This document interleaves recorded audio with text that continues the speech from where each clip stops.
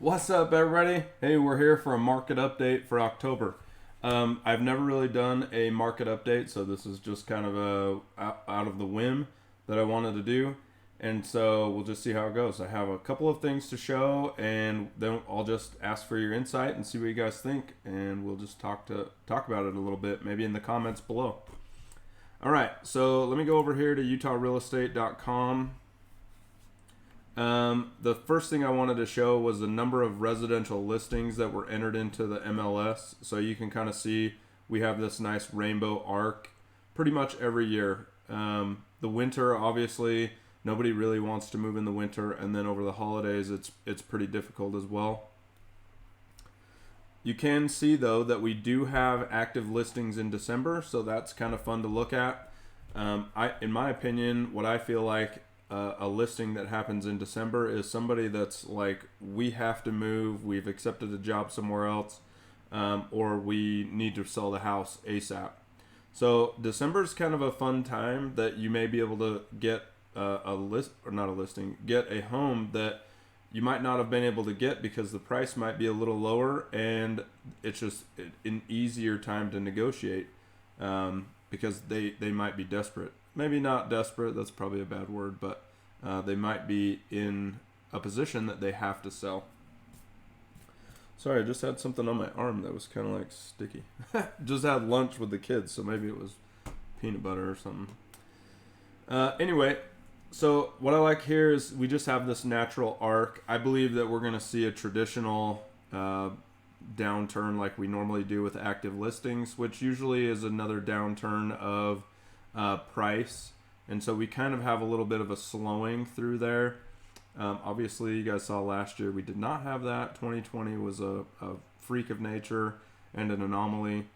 What are your thoughts about that? Do you think we're going to go into a traditional winter where prices kind of steady out, there's a little bit of a level playing field, and it kind of goes a little bit normal? So what do you guys think about that? All right, let me see if there was one more thing I wanted to show on here. This active listings for 2020 is this orange line. The purple line is 2021. I like to show this one because I feel like this is a very misleading representation here. You'd kind of think that we're getting to where it would be normal, where they would meet together. I feel like that's not what the slide shows. It kind of needs to look like, instead of an overlap, that it needs to show this line goes into this line. So what you can see is we just have this natural arc that we have. The rainbow from the other slide kind of shows it on this slide, and then it also kind of, to me, shows you that 2020 was so weird, and this is the reason why. We had, let's just take April for instance. There were about 3 or 4 times as many listings in April of 2020 than there were in 2021. All right, let's close that one down. All right, let's look at average home price in Salt Lake County. This is December 2020, so you can see about 475 up to what we currently have, 568. So you can see we're just really rocketing through these prices for average home price. And like I said, I just pulled Salt Lake County because that's the one I like to look at. Obviously, Salt Lake City is the main metropolis there, so you guys know that. For people that are outside of Utah looking at this video, Salt Lake County incorporates most of the Salt Lake Valley and a little bit on either end of the spectrum, where it kind of goes outside of the Salt Lake Valley. All right, so it's just fun and interesting to see. We did have a little downturn, sorry, that's the wrong word. We had a downward tick. They may have updated the numbers. When I last pulled these numbers, there was a downward tick like in August or July. But now you can see from July, it really shot up here. Oh, sorry, this is the list price, original list price. We don't want to look at that one. We want to look at the average sold, because that's really where it happens. So now you can see in July, this is what I was talking about. There was a slight downward tick, $2,000 in the average home price, which is super minimal, probably 0.4% or so. But it was interesting to see that there was a slowdown right in the closing prices in July. What's interesting to me is that we did have that, and then all of a sudden it started to feel a little softer in the market. If you're a buyer right now, you probably have noticed that you might actually get some traction on some of your offers. If you're a seller right now, you're probably noticing that instead of having 50 buyers, you might have 4 or 5. If it's priced correctly. If it's priced wrong, it's just going to sit there, and that does nobody any good. Let's see, one more thing I wanted to say here really quick. On the softness of the market, that we're kind of seeing this equilibrium where it's evening out. Instead of, like I said, having so many buyers, that it's kind of reaching that equilibrium like I talked about. And the way that I have felt that personally is I had a realtor reach out to me on an email that said, hey, I have this really nice townhouse in Eagle Mountain. We just did a price reduction. I know that you close a lot of deals, so if you could put it out to your network, that would be great. To me, when agents have to go hunting like that, now we've seen kind of a reversal or that equilibrium shift.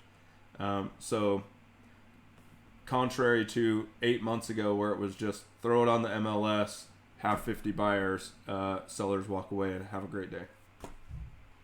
Anyway, enough talk there. What are your guys' thoughts? Where we're headed, what we're doing? Is this helpful information? What does that do for you? Right? Write it in the comments down below if you want. If not, whatever, it's cool. Okay, let's talk about showing time. It's fun to have access to this data. I didn't really know that you could see it in this slide. So it's in a really weird way to represent data, but this is actually in change from first week of the year in showing amount. So it's like we kick off the first of the year and then everything is based on that. So if there's a lot of showings, then it goes way up. If there's not that many showings, then it's way down near this 0% mark. So what that kind of means is, let's say in the first week there were 1,000 showings, and the second week there were 2,000. So you'd see this tick up to 100% because that would be 100% more than where we were. If it went down to 0, then you'd see it rock bottom down to this 100%. But like, there's never going to be a time where there's not one showing. So I would foresee that we would never hit this line down here. However, we could mosey down into this negative category, which you're kind of seeing here in this dark blue line, which is 2020's weekly average, which is really interesting to me to see that dip down that low. It's just really weird. I don't know why. We were showing homes like crazy through December last year, so I'm not sure. Maybe nobody else was doing that. I don't know. What are you guys' thoughts there? Is this information kind of fun to see, or does it make sense? What do you guys think about it? Last final thought. In this orange line, you can kind of see we've already dipped down below number of showings comparatively to the first week of January. So, and to me, that's the way this data shows really weird, is that it's in relation to the first week of January, not a total count of showings, so to me, it's really weird. So what do you guys think about that? Do you think this is a weird way to see data? Give me your thoughts down below. That'd be awesome. All right, I think that's it here for the market update. To me, I feel like an equilibrium's here. I feel like we're going to have a traditional winter where it just kind of goes soft. We get to have some traction with buyers and actually get some offers accepted. And then I believe on the other side, come first week or second week of January, we always kind of rocket up there. My personal fave is, if I have a listing, is to wait till after the Super Bowl weekend. So anyway, what are you guys' thoughts? Let me know. All right, we'll see ya.